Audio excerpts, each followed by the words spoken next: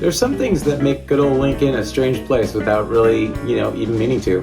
They just kind of show up, and next thing you know, they're just part of who we are. Like a world-renowned terracotta factory, the Landis family, and then a flock of screaming peacocks wandering around cemetery and apartment complexes at 4 o'clock in the morning, like tiny little feathered alarm systems sent directly from another dimension. Now, if you're not from Lincoln, that sentence probably sounds ridiculous, right? But if you wander around here long enough, especially anywhere near First Street, No Street, you already know exactly what I'm talking about. You're dead asleep. The world is peaceful. Everything is quiet. And then suddenly, a sound erupts outside your bedroom window that makes it seem like either A, someone has been kidnapped, B, someone discovered what taxes are used for, C, a rooster is on some sort of serious free drugs, and then you realize, oh right, that's the peacocks again. People talk about it like local folklore. Some say, they were brought here years ago to fight rattlesnakes, on an old farmland. Others say a rancher kept them in a giant aviary for his kids. And one rumor, the one I personally like the best, claims they were set free by a little girl with too much kindness in her heart, to keep beautiful animals trapped behind fences. So tonight we're going to talk about the wandering peacocks of downtown Lincoln, where they may have come from, and why they scream like haunted toddlers, how they somehow survived for decades in the middle of town, and the story of one little girl named Catherine, who may have accidentally turned an ordinary neighborhood into one of the strangest little wildlife stories in Placer County. So back before the apartments, before the sidewalks, before traffic rolled steadily through downtown, the area around First Street, No Street looked, very different. It was rough farmland back then. Open lots, dried grass, oak trees, fence lines, rusted gates, the kind of land where dust stuck to your shoes. And every kid came home dirty by sunset. And if you grew up out there during the hotter months, there was one thing everybody respected, right? Rattlesnakes. Not feared exactly, just respected. Because, every old ranch family had a story. A dog bitten near a wood pile, or, a shovel thrown across the yard. Grandfather calmly saying, don't move. And somewhere out there, on one of those old properties, supposedly lived a rancher who collected unusual animals. Not exotic in like the circus sense, right? More like, that's odd sort of way. So camels, egrets, a stubborn cross-eyed mule, everybody, hated everybody named Earl, and then eventually peacocks. Now, if you've never seen a peacock up close, they're much bigger than most people imagine. They look elegant from a distance, majestic, graceful, but up close, they're basically feathery little dinosaurs. They stomp around like they own the place. They stare directly into your soul, and they make sounds like, that seem medically impossible, but they're also surprisingly intelligent. They recognize people, they remember territory, and they defend each other. And apparently they absolutely hate snakes, which made them useful on ranches. So some farmers legitimately kept peacocks because the birds aggressively patrolled areas for rattlesnakes and pests, which to me sounds less like farming and more like, hiring medieval security guards. Now, according to a popular version of the long-standing local rumor, the local rancher's youngest daughter absolutely adored them. And, her name, at least in the version I'm telling, right, was Kathleen. And, she's 5 years old and, wild brown hair and grass stains on her knees, constantly carrying around some half-feral kitten she just found outside. The kind of little girl who cried if she stepped on a bug accidentally. Catherine loved every animal on that ranch, and she named everything, right? So not smart names either. One chicken was named Pancake, another was named Sandwich, an egret somehow named Steven, and the peacocks, those were her favorites, right? Especially one, old blue male with, a damaged tail feather that she called Mr. Pickles. Sandwich. Nobody knows why. Kids don't explain these things. They simply declare them, right? The camel is now named Tractor, and society is forced to move forward. Every morning, Catherine would run out to the aviary run out to the aviary before breakfast, and according to the old stories, the peacocks would come, running towards her. Not gracefully, not majestically, running.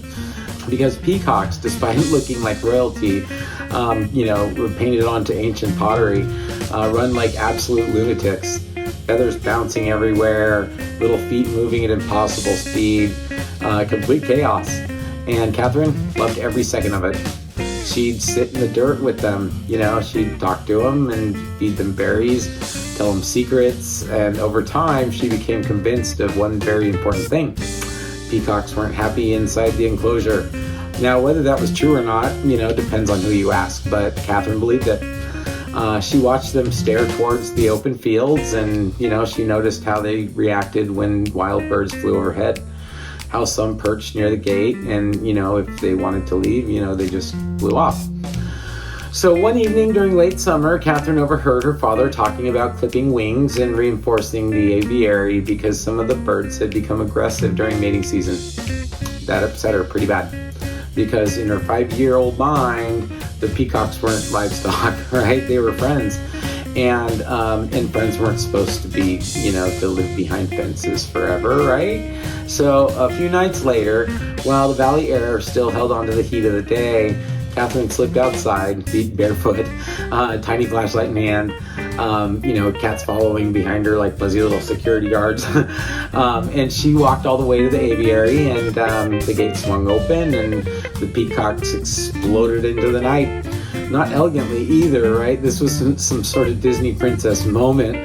This was chaos, right? Feathers everywhere, birds screaming, dust flying, one smashing into a fence post, another jumping onto a tractor, and at least 3 immediately regretting their decision halfway through the gate.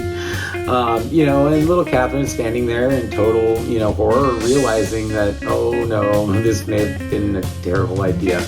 But by then, it was too late, right? So the birds scattered across the ranch land, into trees, on rooftops, across irrigation ditches, through open pasture. And by sunrise, Lincoln had peacocks, Now, here's the thing about peacocks, right? Once they decide somewhere belongs to them, good luck convincing them otherwise. They roost high off the ground. They adapt surprisingly well. And because humans kept feeding them for years, they gradually became comfortable around neighborhoods. Residents got used to seeing them wandering around parking lots like tiny little celebrities, and children chased them, and dogs completely lost their minds trying to understand what they were looking at. And over time, the birds became woven into the personality of the neighborhood itself. So people started expecting them, right? You'd hear things like, oh yeah, turn left at the Peacock Apartments. Or the mailboxes are past the Angry Bird sitting on the Honda. Or my favorite, right? If he opens his feathers, don't challenge him. He takes it personally. And while researching this story, I ended up talking with the manager over at Auburn Creek Apartments. And apparently, there's now a rooster living with the peacocks, right? It's not a peacock, a rooster, right? Like a regular farm rooster. And according to the manager, the peacocks have completely accepted him into their weird little feathered society. His name apparently is Ricky, which somehow makes it, infinitely funnier, right? Because Ricky the rooster sounds a lot like, a lot less like a bird and more like a guy with red hair and a funny haircut. Now, apparently Ricky sleeps with the peacocks, walks around with the peacocks, eats with the peacocks, and from what I was told, he doesn't even crow correctly anymore. He tries to scream like a peacock, which means somewhere in Lincoln, there's a confused rooster wandering around like the ugly duckling while 30 peacocks stand around him like, yes, excellent effort, Ricky. And at this point, I don't even think Ricky knows he's a rooster anymore. I think Ricky genuinely believes he's just slightly less glamorous peacock. And weirdly, the peacock seemed to completely okay with it, right? So, which might be the most Lincoln thing about this entire story. A tiny bird society where nobody cares who you are as long as you're willing to scream outside an apartment window at 4 o'clock in the morning. So now, not everybody loves them, right? Because peacocks are beautiful the same way fireworks are beautiful from a distance at reasonable hours. Those mating calls are unbelievable. Like, if you've never heard one before, imagine a smoke detector marrying a banshee during a custody dispute. And they do it at dawn, loudly, repeatedly, without shame. Entire apartment buildings have reported awakening in panic, thinking somebody was being injured. Nope, just romance season, right? Again. But despite the noise, people also became protective of them. That's what's interesting. The peacock somehow crossed over from nuisance to landmark. Children grew up seeing them, and generations of Lincoln residents now casually say things like, oh, the peacocks, in the same way other towns discuss squirrels. Except squirrels don't genuinely look like Renaissance paintings with anger issues. And maybe that's why they stuck around. Because deep down, people like believing the birds are there for a reason. That they weren't dumped, right, or abandoned or forgotten, but freed. Set loose by someone whose heart was bigger than her understanding of the consequences. And frankly, that feels more human. Years passed, the farmland slowly disappeared beneath the development, and roads expanded, apartments grew, new families moved in with absolutely no warning that they were about to share a neighborhood with emotionally unstable royalty birds. But the peacocks remained. Perched on fences, wandering around sidewalks, standing dramatically in the middle of roads, refusing to move, like tiny little feathered traffic cops. And every once in a while, someone would ask where they came from, and older residents would shrug and, then eventually would say, well, I heard a rancher got him to catch the snakes on his daughter let him out years ago. Nobody ever seems angry at her story. That's the part I think I love the most, because usually when local legends involve children causing massive problems, people tell the story with frustration, but not this one, right? This one gets told almost affectionately. Like the town collectively decided, technically it's chaos, but, her heart was in the right place sort of chaos. So now personally, I imagine Catherine got older and realized, maybe releasing 40 emotionally unstable peacocks into a town wasn't the strongest long-term strategy. But I'm also willing, to imagine, part of her never regretted it because kindness leaves fingerprints on places, sometimes literally. And maybe every strange little town has things that exist purely because someone cared too much. Not for money or attention, or even because it made logical sense, just because their heart said, these creatures deserve something better.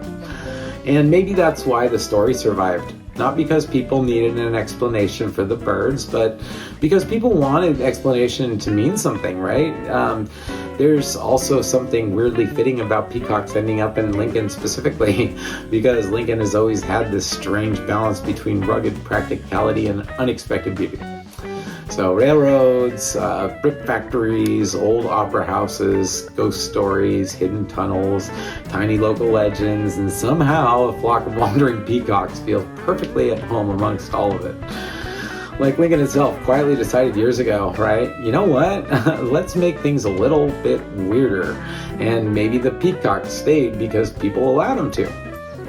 That matters too. So a harsher town might have removed them immediately, forced them out, complained until they disappeared. But Lincoln mostly just adapted. Even the most annoyed residents usually, sound amused eventually, exhausted, but amused. Yes, they scream outside my window at 4 o'clock in the morning, but there are screaming birds, so leave them alone. And that's community in a weird way, right? So shared inconvenience slowly turning into a shared identity. And every town, now and then, you'll spot one unexpectedly, standing on a road near sunset, or, tail feathers glowing blue and green in the last light of the day. Cars driving past like it's completely normal. Children pointing, new residents looking confused. Older locals barely reacting anymore. And somewhere buried beneath all the stories, there's still the possibility that decades ago, a tiny 5-year-old girl stood barefoot beside an open gate, believing the world should be a little kinder to animals. And maybe Lincoln never completely closed the gate afterwards. So, all right, reality check. What parts of the story are true? The peacocks themselves are absolutely real. For decades, residents around First Street and O Street in Lincoln have reported large populations of roaming peacocks wandering apartment complexes and nearby neighborhoods. Local residents genuinely describe hearing birds screaming during, mating season, which is right now, often very early in the morning. And yes, peacocks really do sound alarming. Their calls often described as sounding like crying children, screaming people, or someone yelling for help in the distance.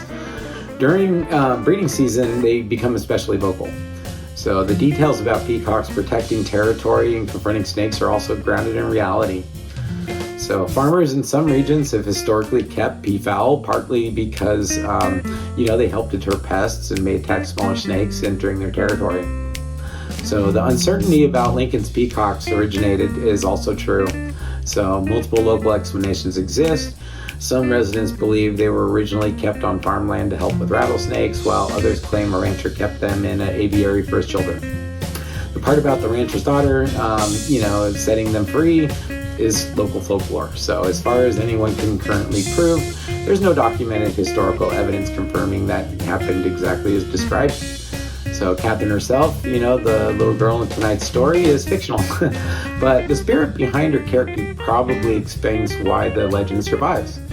And Ricky the Rooster, that part is apparently real too. So according to the manager at Auburn Creek Apartments, there generally is a rooster hanging out with the peacocks and, sleeping with them, following them around, and reportedly attempting to scream like them instead of crowing normally. So, which somehow makes this entire, story feel even less believable despite being true. Because whether peacocks arrived through accident, escape, or deliberate release, Lincoln eventually adopted them as part of the town's personality. And that's completely true. So even today, the wandering peacocks remain one of the strangest and most oddly beloved pieces of Lincoln folklore, though admittedly they're probably a little bit more beloved if they slept past 4 o'clock in the morning. But before I wrap up, I want to give a huge shout out to the Lincoln Area Archives Museum. These incredible folks keep our town's history alive. Every map, every newspaper clipping, every folder packed with stories just like this one. If you've never been in, you're missing out. Thanks for watching another Strange Stories of Lincoln. Keep your eye out for the next episode. If you like this one, share it on YouTube with someone who cares about our town or simply likes storytelling. As always, I'm Mike Crossfield, a local business owner trying to build a better Lincoln together. Thank you. Good night.